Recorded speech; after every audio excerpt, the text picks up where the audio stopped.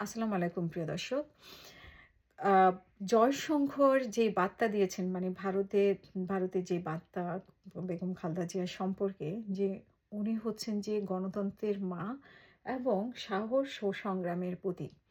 তো যাকে উনারা লালন-পালন করেছেন, যাকে দিয়ে উনারা বাংলাদেশকে পরিচালনা করেছেন এবং যাকে এখন আশ্রয় দিয়েছেন, তিনি কি গণতন্ত্রের নানী নাকি দাদি? মানে সেটা একটা প্রশ্ন। আ উনি তো উনাদের কাছে সর্বোচ্চ প্রাধান্য এবং আ মানে উনারা যা বলেছেন তাই করেছেন। এবং গণতন্ত্রের প্রতীক, সাহস ও সংগ্রামের প্রতীক বলা হয়েছে। তো সাহস ও সংগ্রামের প্রতীক। তার মানে উনারা কি শেখ হাসিনাকে সাহস ও সংগ্রামের প্রতীক মনে করেন না? উনারা কি মানে দাসত্ব মনে করেন কিনা? দাসী মনে করেন কিনা শেখ হাসিনাকে? এটা একটা প্রশ্ন।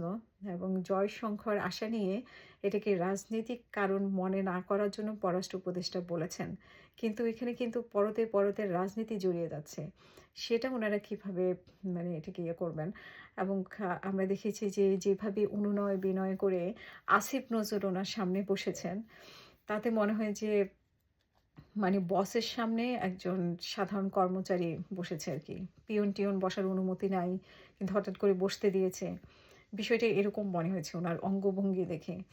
আ এগুলো আসলে ভারতের সামনে আমাদের এই নমনীয়তা আমাদের তরুণ সমাজকে কিন্তু খুবই আহত করে। আমরা বাহিরে বলতেছি যে আমাদের তরুণরা এটা নিয়ে আন্দোলন করছে।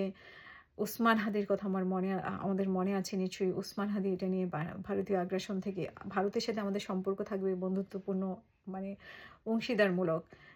যেখানে বন্ধুর সাথে যেরকম সম্পর্ক থাকে কিন্তু সেখানে দাসত্বের কোনো বিষয় থাকবে না। কিন্তু আমাদের এই যে আমির খসরু মাহমুদ যেভাবে মাথা নুয়ে দিয়েছিল বা গতকালকে আসিফ নজরুল যেভাবে বসেছিলেন তাতে কিন্তু দাসত্বের ইয়েই প্রকাশ পায় এবং আমাদের পররাষ্ট্র উপদেষ্টা যা বলেন তাতে মনে হয় যে আমরা আসলে দাসী। হুম? আমাদের মানে খুব নমনীয় আসলে এবং ইলিশ মাছ পাঠানোর ব্যাপারেও সরকারের অনেক নমনীয়তা ছিল। আমরা হাসিনাকে অনেক অনেক গালি দিয়েছি ভারতের ব্যাপারে। কিন্তু আপনাদের কি মনে হয় যে এই সরকার ভারতের ব্যাপারে কঠিন কোনো কথা বলেছে, কঠিন কোনো অবস্থান ছিল? হাসিনা থেকে বেশি ইলিশ মাছ পাঠিয়েছে এই সরকার। হাসিনা হাসিনার মন্ত্রীরা হয়তো বেফাঁস কথা বলে ফেলত। কিন্তু এখানে একটু সাবধান হয়ে কথা বলছে। কিন্তু আচার-আচরণ কিন্তু ভারতের প্রতি আমাদের উপদেষ্টাদের কিন্তু একই রকম।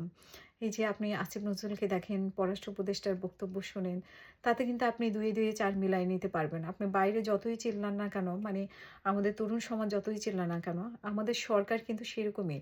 আরো অবাক করে দেওয়ার মতো বিষয় যে মানে জামাতের আমিরের সাথেও সম্পর্ক আছে। সো আমরা আসলে ভারতের যে গণ্ডি যে বলয় সেটা থেকে আমাদের কোনো রাজনীতি বেরিয়ে আসার মতো কোনো ব্যক্তি মনে হয় আর রইল না। মানে আমরা খালেদা জিয়াকে হারিয়েছি। খালেদা জিয়া সেরকম একজন ব্যক্তি ছিলেন এবং হাদি বেঁচে থাকলে হয়তোবা হাদি এই কাজটি করতে পারত।